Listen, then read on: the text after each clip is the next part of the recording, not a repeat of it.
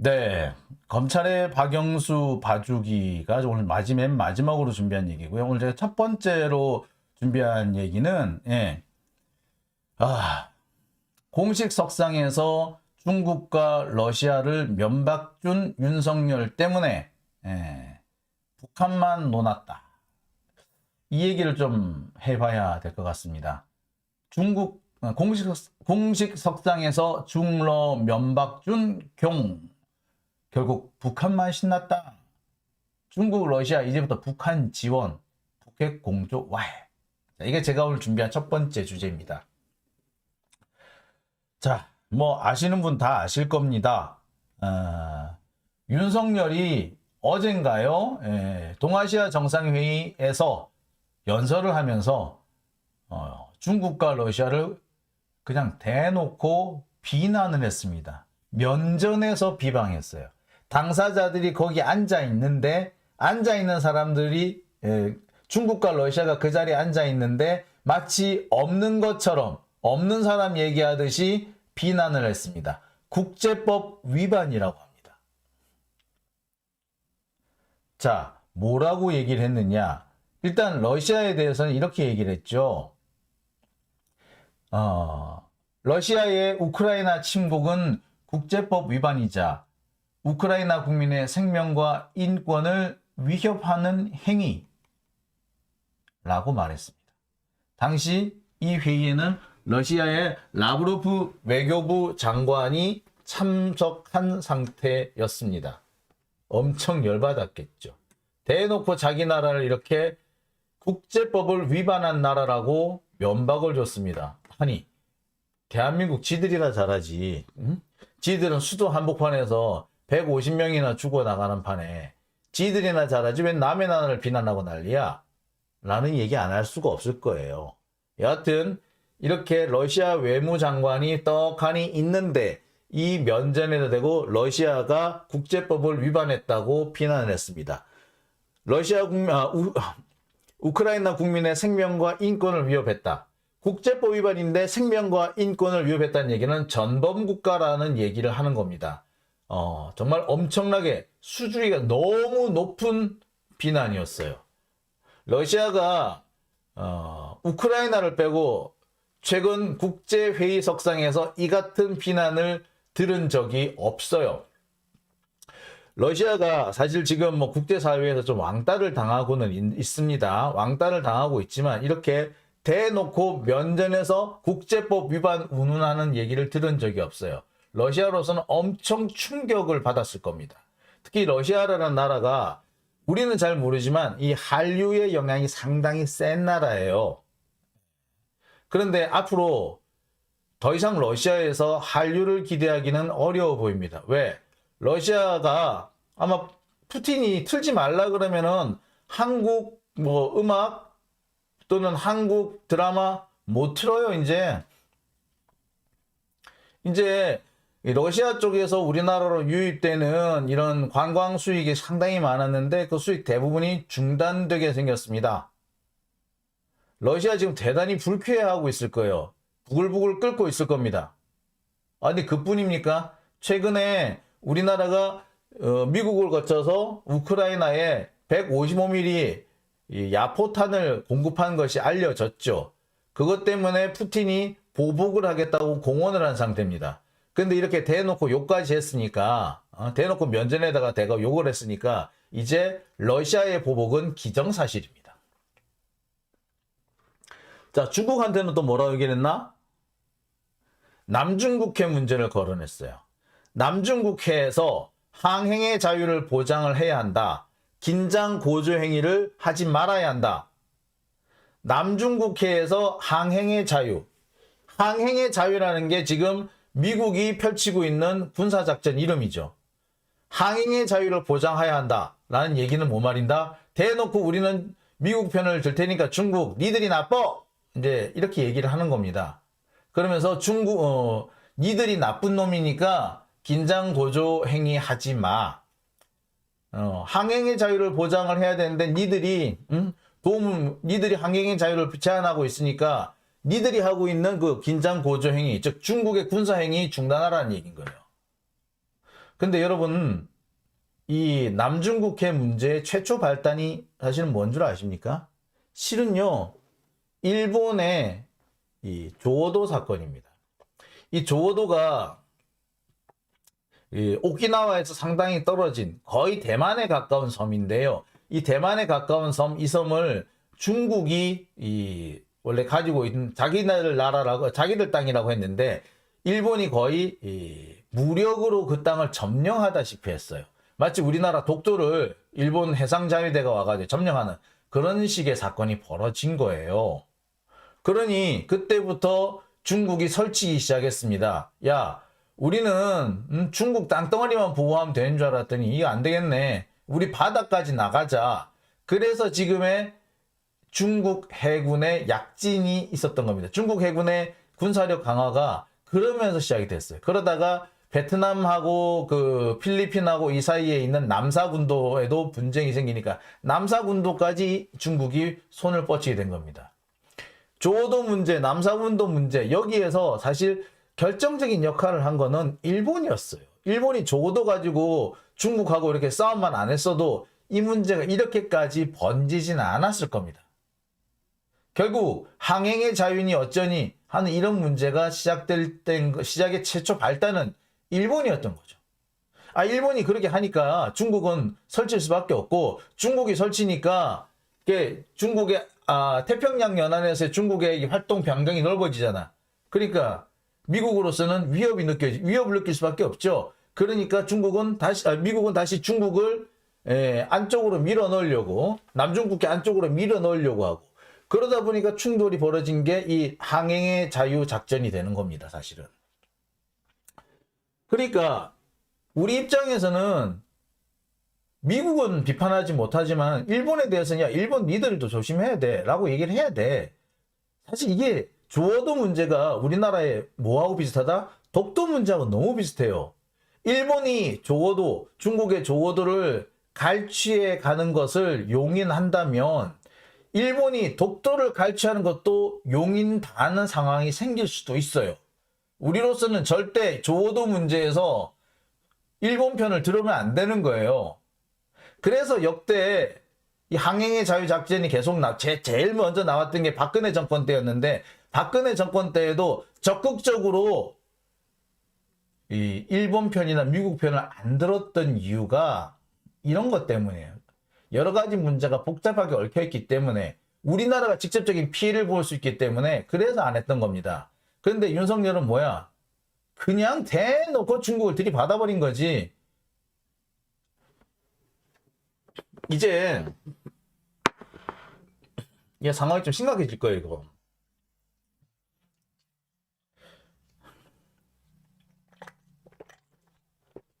시작은 일본인데 엉뚱하게 중국만 가지고 시비를 걸었으니 중국으로서는 칼을 갈 수밖에 없습니다.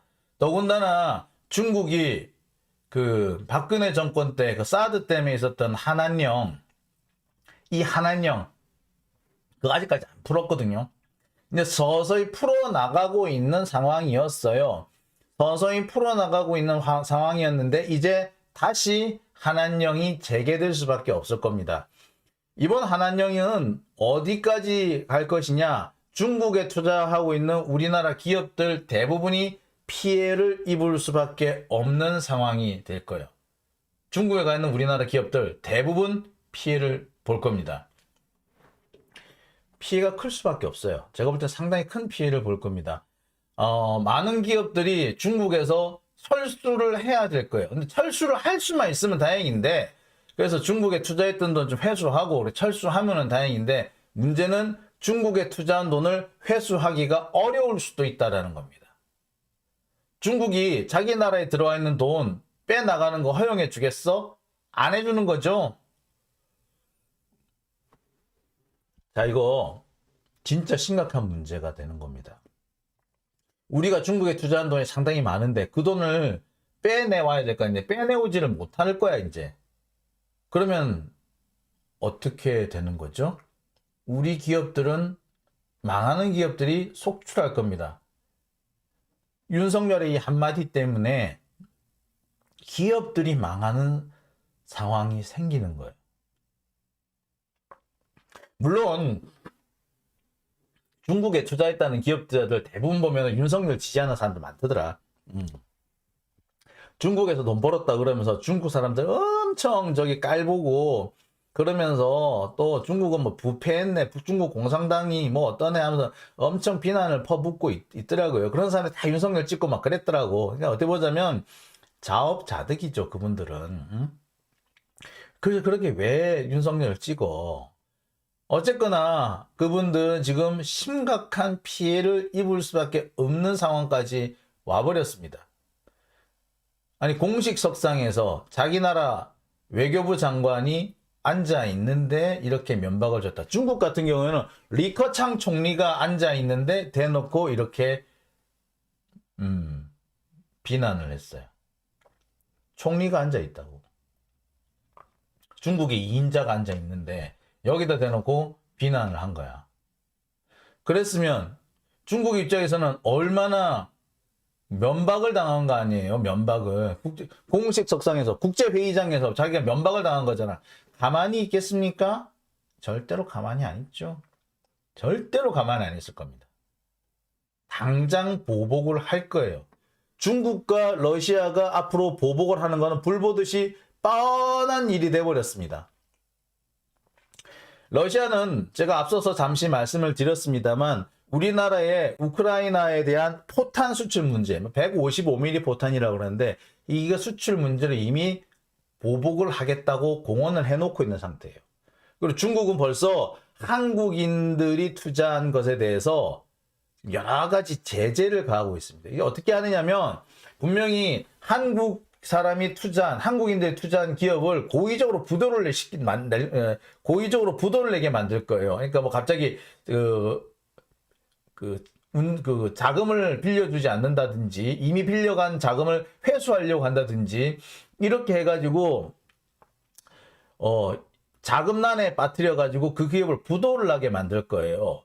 그리고 난 다음에 그 부도난 기업을 자기 나라가 싸게 사는 방식으로 해가지고 그런 식으로 해서 우리나라 기업인들을 괴롭힐 겁니다. 그리고 그렇게 되면 우리나라 기업인들이 빚 갚는다고 돈을 투자금을 회수를 할 수가 없는 그런 상황까지 갈 겁니다. 지금 벌써 중국에서는 그런 식의 보복이 시작됐다라는 얘기가 있었어요. 지금 윤석열 정권 들어와가지고 중국에 대해서 한국이 거의 대놓고 적대적인 행동을 한다. 따라서 그 때문에 중국에 투자한 한국인들 상당히 불안하다는 얘기들이 많았고요. 실제로 이런 식으로 한국 기업에 대해서 자금을 빌려주지 않는다는 식으로 해서 고의 부도를 내는 일들이 있다라는 그런 얘기가 벌써 돌았어. 근데 이제부터는 본격적으로 게임 나온 건지 뭐. 망하는 겁니다. 이제 한마디로 망하는 겁니다. 이렇게 되면. 자, 문제는요, 여기에서 끝나지 않는다는 겁니다. 사실, 이 포탄 문제, 우리나라가 이제 러시아에 포탄 수출한 거, 그러니까 우리나라가 미국을 거쳐서 우크라이나에 포탄 수출한 거는 사실 변명거리가 있었어요. 왜? 우리나라가 지금 155mm 탄이 너무 많아요. 과잉 보관을 하고 있습니다. 근데 이 155mm 탄이 오래된 거, 옛날 거 같은 경우는 폐기를 해야 되는 상황이 와 있어요. 그러지 않으면 당장 써야 되는 탄도 많아. 그러니까 어떻게 해야 돼? 당장 써야 되는 탄을 우크라이나에 보내버리면 우리는 꼭 먹고 알 먹고 할 수 있는 거죠. 그러니까 우리는 다 폐기되는 탄이라서 우리는 쓰레기 처리한 거야. 폐기물 처리한 거야. 이런 식으로 하면 사실 좀 러시아를 좀 누그러뜨릴 수도 있는 문제였어요. 그리고 왜냐? 그 155mm 포탄 대부분이, 오래된 포탄 대부분이 어디서 온 거다? 미국에서 왔어요. 미국의 원조 물자로 온 것도 있어. 미국이 한국군의 현대화를 위해서 무상 지원한 것도 있어. 근데 지금까지 우리가 안 썼어. 그런데 이걸 폐기하려고 그래. 폐기는 그럼 어떻게 해야 돼? 예. 그러니까 미국 입장에서는 야, 그거 폐기할 거면 우리 줘. 우리 저기 우크라이나 주게. 안 줄 수 있어? 줄 수밖에 없는 거지. 그런 식으로 해가지고 러시아를 달랠 수가 있었어요. 우리가 할 수 있는 변명이 있었어. 근데 이제 그 변명이 불가능하게 된 거죠. 그 다음에는 중국 문제예요. 문재인 대통령이 처음 들어가서 중국 방문했죠. 근데 중국이 뭡니까, 처음에 문재인 대통령 엄청나게 홀대했었잖아. 왜 그랬겠어요? 원래 중국이라는 데가 자기들이 뭔가를 얻을 게 있을 때 상대국 정상을 불러다 놓고 처음에 엄청 홀대를 합니다. 러시아랑 중국의 그 외교상의 특징이야. 불러다 놓고 홀대하는 거. 그리고 하루나 이틀 홀대해 놓고 갑자기 3일째쯤에 갑자기 막 엄청 잘해줘. 그걸 가기 전에 엄청나게 막 쏟아 부어주고 막 그래. 그러면 사람들이 뭐 정신 하나도 없잖아? 그러는 와중에서 회담 성과를 내기 위해서 어떤 서류를 내미는 거야. 그렇게 되면 되게 회담이 잘 풀린대요. 지금까지 그래서 중국과 러시아가 대체로 그런 방식을 써가지고 회담을 성공적으로 이끈 사례가 꽤 많대요.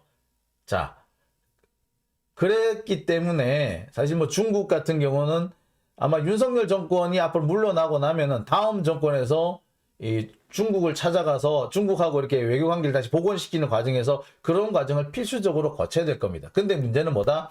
이렇게 대놓고 그 현장에서 면박을 줘버렸기 때문에 다음 정권한테 엄청 부담이 생겼어요. 윤석열 정권이 뭐 천년만년 가지는 않을 거 아니에요. 그리고 중국하고 언제나 이렇게 사이가 나쁘게 앙앙대고 살 수는 없을 거예요. 근데 회복을 시킬 때 엄청나게 우리가 면박을 당할 가능성이 높아졌어요. 중국은 그건 당한 만큼 갚아준단 말이에요. 자, 그런데 제가 지금까지 말씀드린 이런 내용들은요, 제가 무슨 얘기를 하냐면, 지금까지 벌어졌던 여러 가지 일들은 이렇게 몇 가지 뭐 좀 우리가 좀 고려사항을 좀 잘 해결을 하면은 회복될 수도 있는 상황이었다는 건데, 문제는 앞으로 중국과 러시아가 보복에 들어가게 되면 회복하기 어려운 단계로 가버린다는 거. 그리고 대한민국에 치명적인 손실이 발생할 수 있다. 그 얘기를 좀 하고 싶어요. 왜? 중국하고 러시아 앞으로 어떻게 할까요? 대한민국에 어떤 보복을 할까요? 제일 좋은 거는 북한을 이용하는 거겠죠. 아마 중국이나 러시아, 북한에 무기를 공급을 할 겁니다. 최신의 무기까지는 아니라도 북한 지금 가지고 있는 무기가 전부 다 6.25 때 또는 월남전 때 쓰던 아주 낡은 무기들이에요. 40년 된 전투기예요. 미그 29가 지금 북한이 가지고 있는 가장 좋은 최신의 전투기인데 그 미그 29가 언제 나온 거다? 80년대 중반에 나왔던 전투기예요. 그리고 북한은 그 미그 29를 언제 도입을 했다? 90년대 초에 도입을 했습니다. 그러면 90년대 초에 도입을 했으면 벌써 지금 몇 년이에요? 벌써 30년이 됐단 말이야. 30년 된 전투기가 최신 전투기라고. 그 뒤로는 북한이 새로 무기를 수입을 하지는 못했습니다. 그런데 갑자기 러시아가 앞으로 북한에 대해서 전투기 공급을 재개한다. 골치 아픈 상황이 되죠. 뭐 러시아는 지금 자기들 전장하기 바쁘니까 못한다 치죠. 중국은 지금 무기를 찍어내듯이 만들어내고 있는 나라가 지금 중국 아닙니까? 특히 중국의 젠20 같은 경우는 글쎄 뭐 성능이 썩 우수하진 않다고 합니다만 그래도 F-16하고 좀 비슷한 성능을 낸다라고 해요. 그런데 그게 성능이 그래도 F-16보다 떨어지고 특히 내구성에서 좀 떨어진다. 특히 또 전자장비에서 아직까지 중국이 미국산을 못 따라가고 있다. 그런 지적은 있긴 한데 그래도 그 전투기가 그 성능이 좀 모자란 전투기지만 그게 북한에 들어가면 어떡해? 우리로서는 대단히 불편한 거지. 30년 전에 들어온 전투기가 최신 전투기였는데 최근에 중국에서 개발한 전투기가 들어온다. 우리 공군으로서는 엄청 부담되는 일이에요. 근데 지금 들어올 거야. 뿐만 아닙니다. 북한은요, 해군이 사실상 없어요. 북한 해군이 가지고 있는 제일 큰 배가 뭐다? 1700톤급짜리 그 수상함이 있는데 그게 3척밖에 없어요. 그 외에는 다 조그만 고속정, 100톤짜리 고속정 이런 게 대부분이고 제일 큰 배가 1700톤급입니다. 이 1700톤급이면 옛날에 우리 저기 천안함이 1700톤급짜리였거든요. 그 정도 초계함 정도밖에 안 됩니다. 근데 우리나라 지금 최신 전투함들 뭐야? 정조대왕함 10,000톤급의 10,000톤급 이지스함이야. 자, 그런데 북한이 이렇게 할 수밖에 없는 이유는 북한의 그 조선업이 그렇게 많이 발달하지는 못했거든요. 그래서 이렇게 조선업이 발달을 못했기 때문에 그 군함도 이렇게 큰 군함을 찍어내기가 어려운 거였습니다. 근데 중국이 앞으로 야, 우리 쓰던 전투함 니들 줄게 해봐. 어찌 되겠노? 큰일 나는 겁니다. 중국은요, 거의 한 달에 한 척씩 대형 전투함이 지금 생산되고 있어요. 그런데 그 대형 전투함들 막 들어오는데, 야, 이번에 우리 새로 전투함 하나 들였으니까 좀 오래된 거, 한 10년 조금 된 거, 이런 건 북한 줘. 그 배가 들어온다고 생각해 보세요.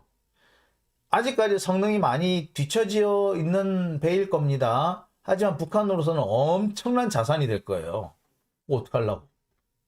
근데 중국 안 그럴 것 같아요? 그러고 남지.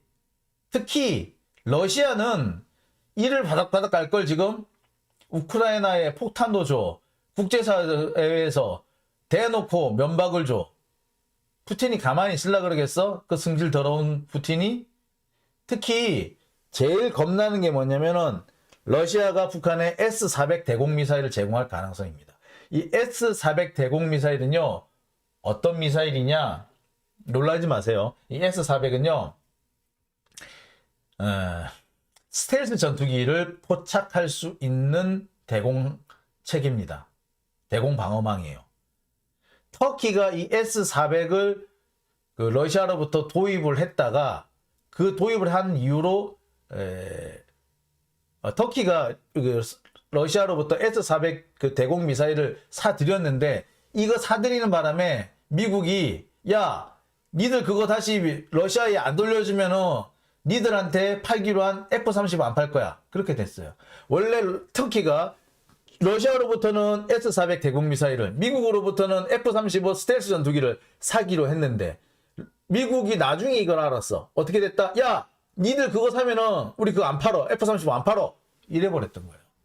그 정도로 민감한 대공 미사일입니다. 이 대공 미사일 러시아가 북한이 야, 북한아 이거 우리가 10발만 줄게 해봐. 하잖아요. 평양을 지키는데 필요할 것 같으니 몇 개만 줄게. 그러면요, F-35가 사실 무력화돼요. 우리나라가 지금 F-35가 60대 정도 있는데 이 60대가 사실 무용지물이 되는 겁니다. 우리나라가 F-35를 사들인 이유가 평양 지역에 대한 정밀 폭격을 하려고, 그리고 북한의 대공 방어망을 무력화시키기 위해서 사들인 게 F-35인데 이 S-400 들어오면 그 F-35 소용이 없어요. 근데 러시아 이거를 안 할 것 같아? 주죠. 러시아나 중국이나야 자기들이 직접 대한민국한테 보복에 나서는 거, 우리나라를 직접 보복에 나서는 건 좀 부담스러워요. 그럼 어떻게 한다? 대신에 북한을 지원해줘가지고 북한이 간접적으로 우리나라랑 대적하게 만들면 자기들로선 제일 좋은 거 아니야. 자, 중국이나 러시아 앞으로 그런 방법을 써서 북한을 이용해서 대한민국을 견제하고 괴롭히는 방법을 쓸 겁니다. 당연히 쓸 거예요.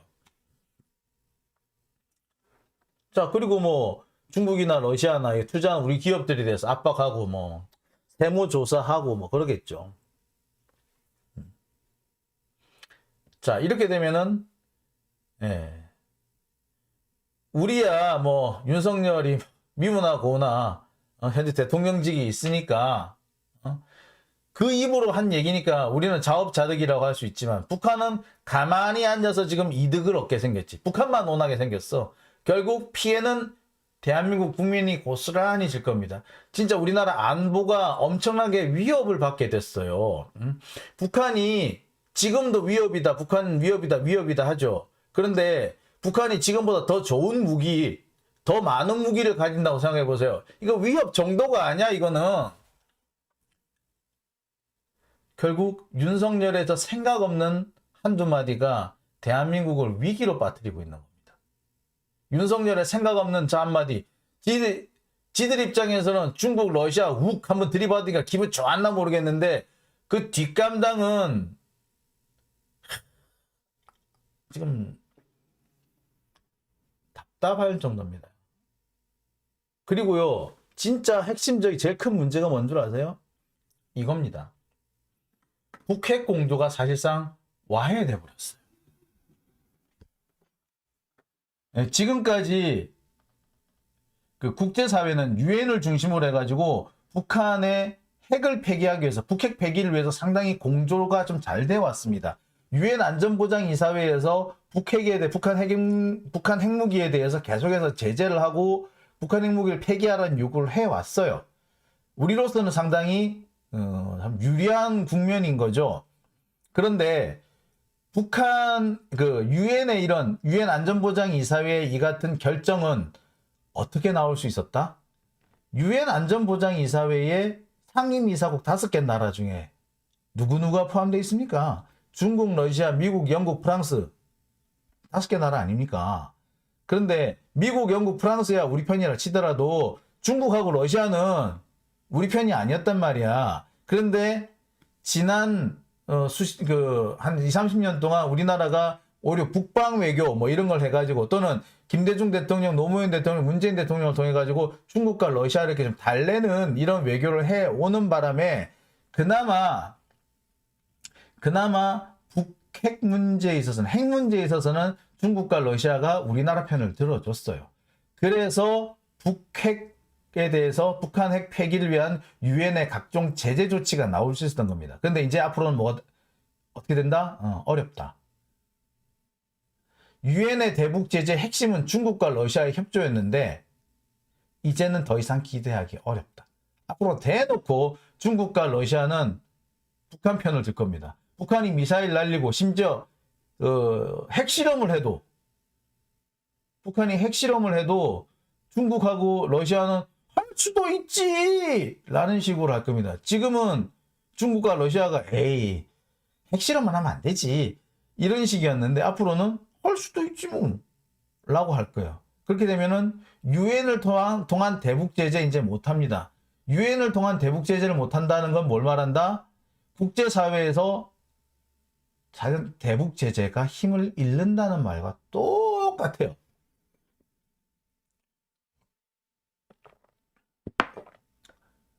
이게 제일 큰 손실입니다. 왜 지금까지 우리나라가 중국 상당히 좀 불만스러움에도, 중국 때문에 되게 스트레스를 많이 받음에도 그래도 중국을 신경을 쓸 수밖에 없었느냐? 북한 핵 문제 때문에.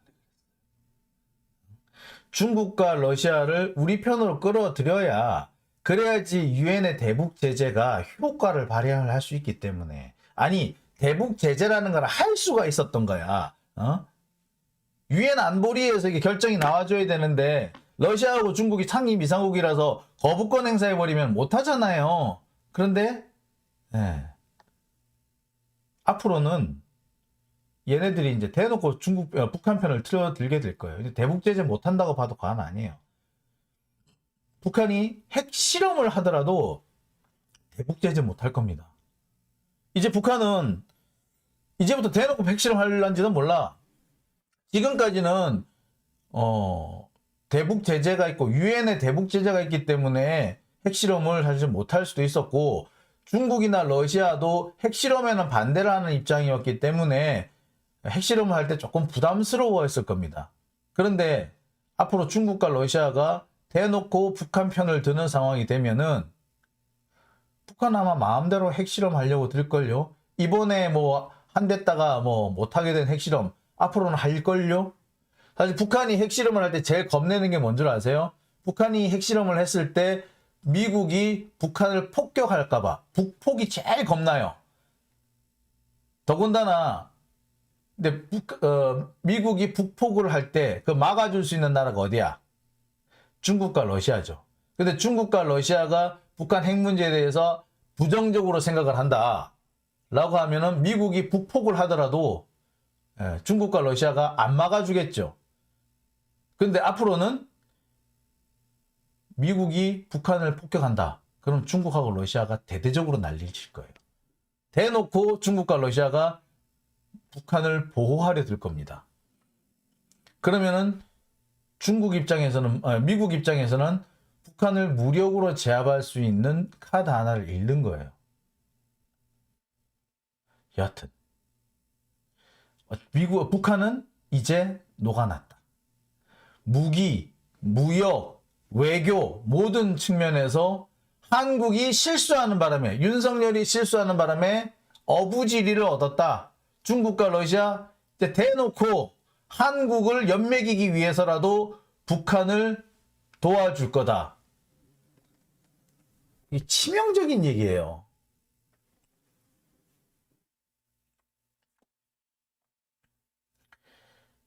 이게 참 이게 윤석열도 그렇고요. 사실 지금 윤석열이 이 같은 발언을 뭐 이렇게 중국과 러시아를 대놓고 비방하는 이런 발언을 할 수 있었던 거는 이게 이런 식의 주장이 이번에 윤석열이 한 주장이 사실 어디서 나오는 거냐면은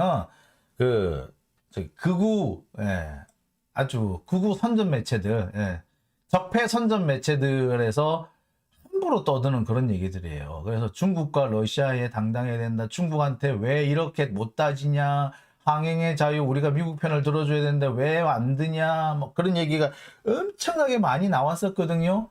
그러니까 지금 그런 극우 사이트들의 요구를 그대로 반영을 시켜준 것이 윤석열의 이번 발언입니다. 한마디로 윤석열 정권은 일베 정권인 거죠. 검찰은 검찰인데 그냥 검찰 정권이 아니라 검찰 중에서도 일베 검사들이 만든 검찰 일베 정권인 겁니다.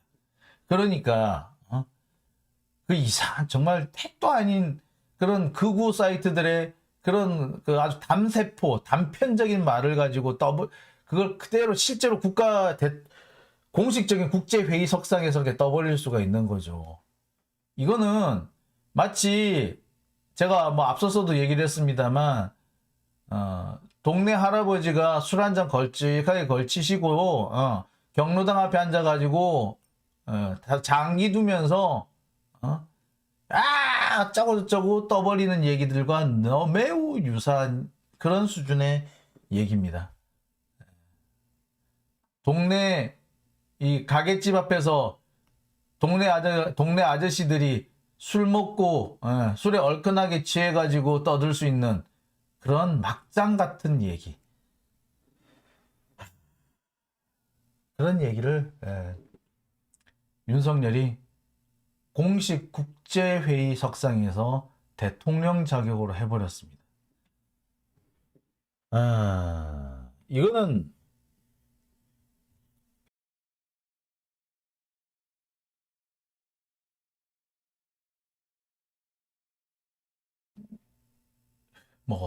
이걸 무면허 운전이라고 해야 되나요? 마치 윤석열은 무면허 운전을 하는 사람 같습니다.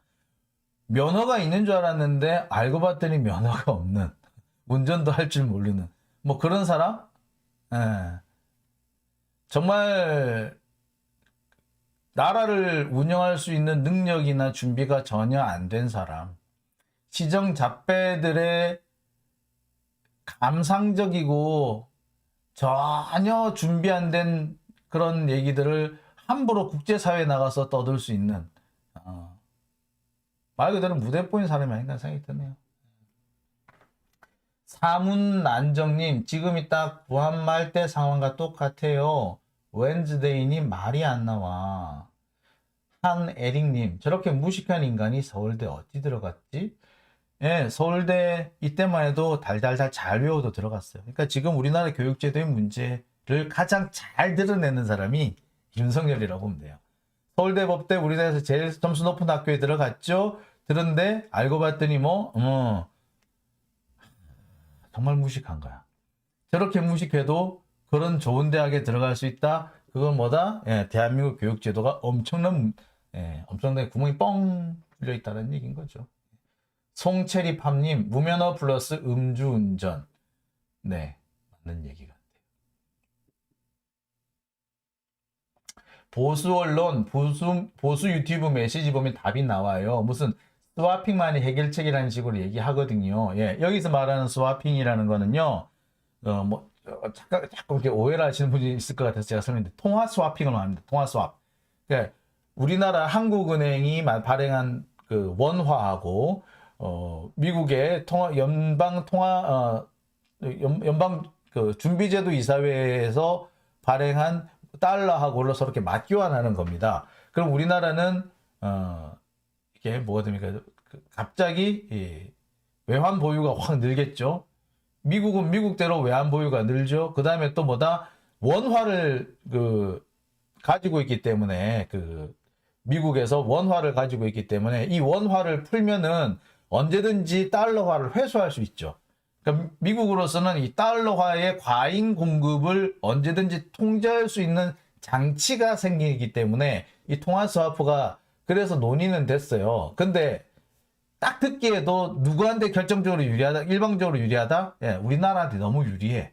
미국이 그런 짓을 할 것 같아? 절대 안 해. 예. 미국이 그만한 뭔가를 얻어야만이 대한민국에 줄 수 있는 거예요. 통화 스왑이라는 건. 절대 우리 마음대로 통화 스왑 한다고 통화 스왑 해줄 애들이 아니야. 예? 지금 윤석열이 이번에 그 정상회 동아시아 정상회의에 가가지고 떠든 이 얘기, 정말 우리가 미국의 선봉대가 되겠습니다. 우리가 미국의 앞잡이가 되어드리겠습니다. 나팔수가 되어드리겠습니다. 라고 선포한 것과 똑같은 상황이거든요. 결국에 아마도 그 통화 스왑, 한미 통화 스왑을 어떻게 좀 따내 보려고 저러는 것 같아. 지금 아까 지금 여기 우리 데빌 조님이 하신 이 말씀이 사실 그거예요. 통화 스와프만이 해결책이다라고 떠들었으면 통화 스와프만을 얻어내기 위해서 우리가 줄 수 있는 건 다 줘야 된다, 이런 식으로 얘기를 하거든요. 통화 스왑을 따기 위해서 뭔 짓을 못하겠느냐, 이런 얘기도 하는 모양이더라고. 그러니 지금 이렇게 윤석열이 저렇게 정말 앞뒤도 도대체 생각이 있나 싶을 정도로 이렇게 함부로 날뛰는 저 행동, 예, 실은 통화 수업을 따내기 위해서 저 난리를 치는 거다라고 하면 어떻게 보면은 이해는 좀 되죠. 그랬구나 정도는 되긴 하는데, 사실 통화 수업 잘 되기도 어렵고요. 통화 수업을 위해서 이렇게 쌩 난리를 쳐가지고 앞으로 대한민국이 잃을 게 너무 많아요. 통화 수업 이건 지금 정말 일시적으로 우리나라의 외환 위기, 지금 이제 외환 위기를 조금 겪고 있는데, 이 외환 위기를 극복할 수 있는 상황이 될 수는 있을지 모르겠지만, 두고두고 대한민국의 국익을 해치는 일이 되는 겁니다. 통화 수합 체결하고 북한에 무기 들어가는데, 그러면은 여러분 뭘 선택하시겠어요? 우리나라가 통화 수합 한다고 얻어내려고 이 난리를 치는 동안에 중국과 러시아가 북한에 무기를 공급해주는 그런 상황이 됐어. 이건 뭡니까? 예. 아랫돌 빼서 윗돌 괴는 것밖에 안 되는 거예요. 남북 간의 긴장이 고조되고, 근데 지금은 북한이 일방적으로 군사력이 열세인 상태에도 미사일하고 핵무기 가지고 이렇게 남한을 흔들 수가 있는데, 여기에 더 나아진 최신 전투기와 함정을 가지고 있는 북한이 나온다고 생각을 해보세요. 남북 간의 긴장, 이건 장난 수준이 아니에요. 이젠 더 이상 과거와는 비교가 될 수가 되지 않는 그런 어마무시한 상황이 될 거예요. 그거 어떡하려고? 통화 수업 해가지고 그런 상황 오면은 잠시에 외환위기는 극복할지 모르겠지만, 아주 두고 군사적으로 매우 강력해진 북한이라는 골치 아픈 상대를 우리가 대적해야 되는데, 그거는 우리가 또 손해보는 거 아닙니까? 통화 스와프 가지고 참만 설명하면 뭐하노. 김광현, 일본이 제일 바라는 건 우리나라에서의 전쟁이 아닐까라는 생각이 듭니다. 그렇죠. 예.